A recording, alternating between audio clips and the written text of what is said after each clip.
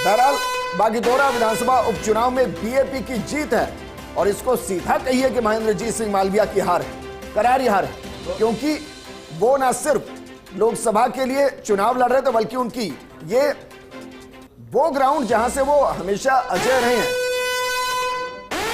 एक और बड़ी खबर का रुख करते हैं।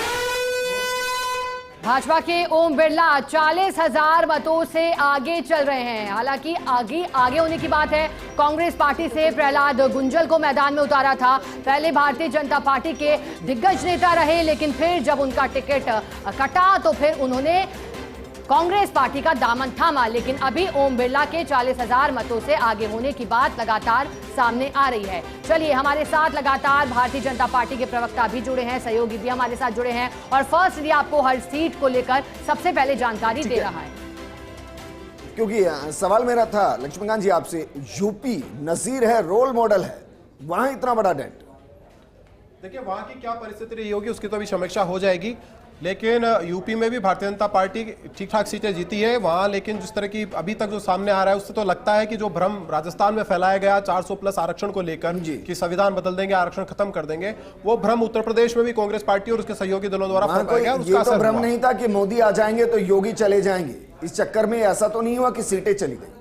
ऐसा कुछ नहीं है। जो स्पष्ट रूप से नजर आ रहा है वो यही है कि कांग्रेस ने जो षड्यंत्र पहले दिन किया था उसमें वो कुछ हद तक सफल हुई है। ठीक है नरेश जी, लोगों के मन में सवाल आपसे किया था, सवाल ये था कि भाई ऐसा तो नहीं कि बसपा हमेशा वोट कटाऊ रही है 2014 और 19 में, उसका सीधा फायदा बीजेपी को मिला है। कहीं ऐसा तो नहीं कि जनता ने उसको इतना नजरअंदाज किया कि भाई वोट काटते हैं इनके चक्कर में बीजेपी के कैंडिडेट जीते हैं और वो वोट या तो कांग्रेस को चला गया या उस अलायंस को चला गया जो सपा के साथ चली गई। बिल्कुल, देखिए जो दलित वोट है, जिस तरह से पहले उम्मीद थी कि जो बसपा है वो अच्छी संख्या में वोट लेगी जिसका फ़ायदा कहीं न कहीं भाजपा को मिलेगा, उस रणनीति में जो सफल नहीं हो पाए हैं।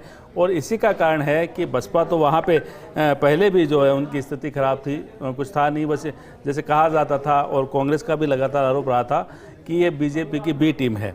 और इसी कारण से जो है हो सकता है कि वहाँ के जो मतदाता है उन्होंने फैसला किया हो कि इस बार कुछ अलग किया जाए। और यही कारण है कि देखिए अभी जो मेरे पास आंकड़े हैं, सपा है वो 37 सीटों पे आगे है और बीजेपी 32 सीटों पे आगे है, यानी बीजेपी से आगे वहाँ पे सपा निकल रही है।